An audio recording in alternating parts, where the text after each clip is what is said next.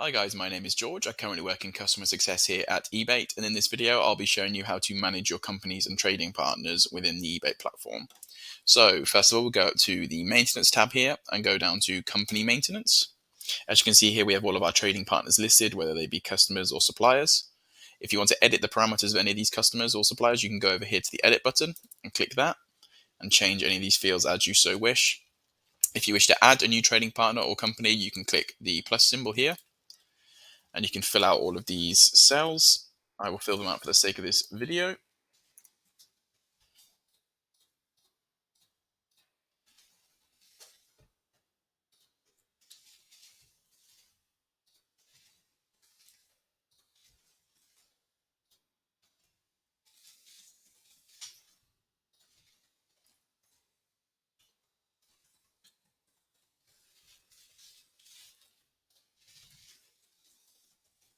Once you're happy with all of these, we hit save.